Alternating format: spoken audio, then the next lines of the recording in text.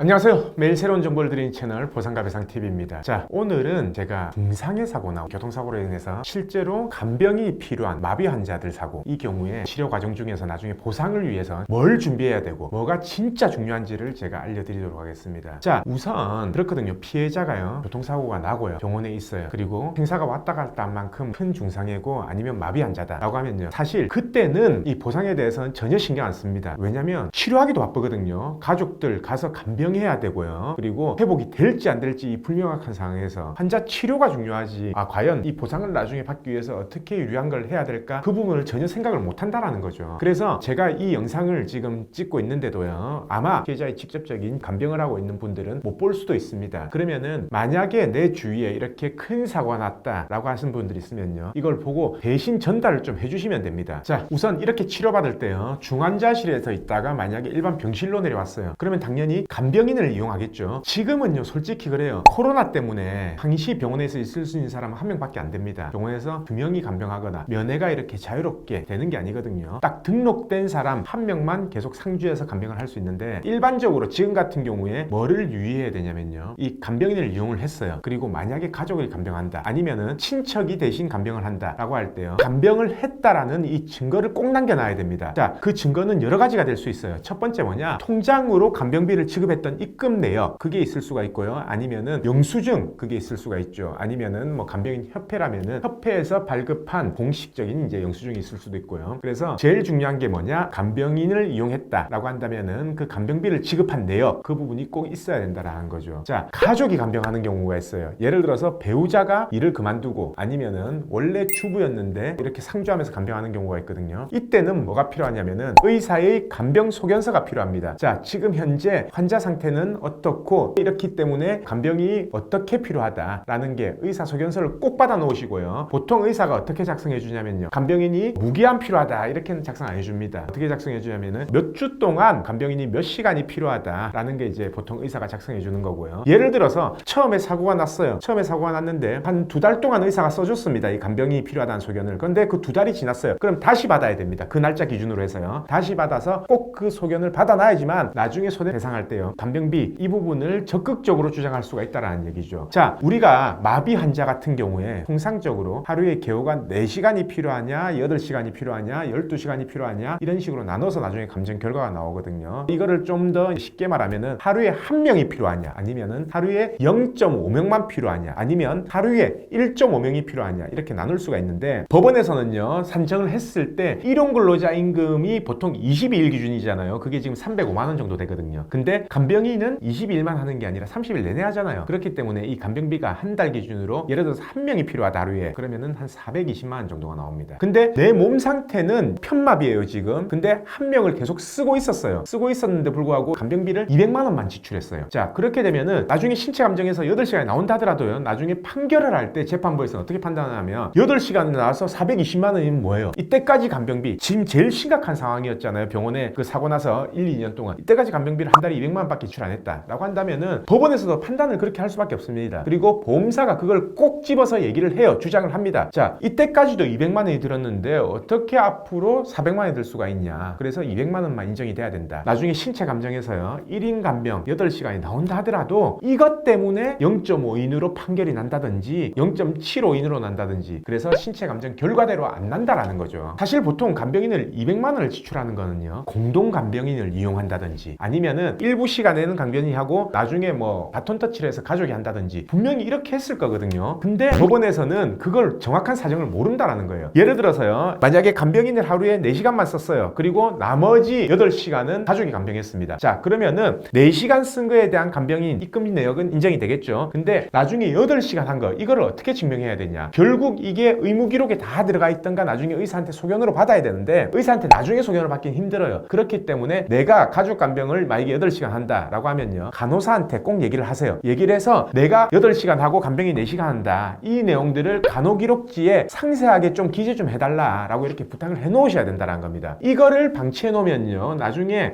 한 달에 예를 들어서 간병인비 200만 원이 손해면요, 1년이면 2천만 원이에요. 그게 10년이면 2억이고 20년 기준으로 계산하면 4억이 됩니다. 그래서 미리 준비해 놓으시면 되는데, 미리 준비 안 하셨다가 나중에 판결 나고 나서 후회해도 그건 어쩔 수가 없다라는 거예요. 그래서 저희 같은 경우에는 보통 사고 사고 초기에 저희한테 위임하는 분들이 많아요. 그러면은 저희가 일일이 그 부분을 다 챙기거든요. 통장 입금 내용 남겨놔야 된다, 영수증 챙겨놔야 된다, 그 부분을 다 챙겨드리는데, 예를 들어서 1, 2년 충분히 치료하고 나서 이제 소송하려고 변호사 사무실 알아보다가 저희한테 연락 오는 경우에는 간병비 8시간 나올 것 같습니다. 그러면은 간병비가 뭐 몇 억 이렇게 계산되는데, 자, 이때까지 귀환 개업비에 대해서 자료 한번 저희한테 보내주세요. 근데 입금 내역이 없는 거예요. 현금으로 달라 해서 현금으로 주거나 아니면 영수증도 안 받아놓거나, 그리고 간병인을 몇 명을 이용했는지, 비용을 얼마를 썼는지 정확하게 이게 나오지가 않는 겁니다. 그러면은 결국 나중에 보험사가 주장하는 대로 불리하게 갈 수밖에 없는 거예요. 그래서 지금부터라도 그 자료를 충분히 준비를 해 놓으셔야지만 나중에 합의를 하시거나 아니면 판결을 받을 때 이 간병인 비용에 대해서 명확하게 우리 기준대로, 그리고 우리가 손해 안 볼 만큼 이렇게 청구할 수 있다는 얘기죠. 자, 그래서 오늘 제가 강조드리고 싶은 내용은요, 뭐냐, 중상해 사고나 마비 환자 같은 경우에 평생 개호가 필요할 수가 있잖아요. 그 경우에는 나중에 개호, 그걸 위해서라도 치료 과정 중에 이 간병인을 썼던 내용이라든지 비용, 이거는 명확하게 증거로 정리를 해놔야 된다. 그래야지만 나중에 8시간이 인정됐을 때 400만 원, 420만 원이라는 돈을 매달 청구해서 받을 수가 있다. 그리고 그거를 손해배상액으로 주장할 수 있다. 이 내용을 제가 오늘 알려드렸습니다. 자, 그러면은 오늘 방송은 여기까지 하고요. 내일도 새로운 주제를 가지고 오겠습니다. 오늘 방송 끝까지 봐주신 구독자분들 감사드립니다.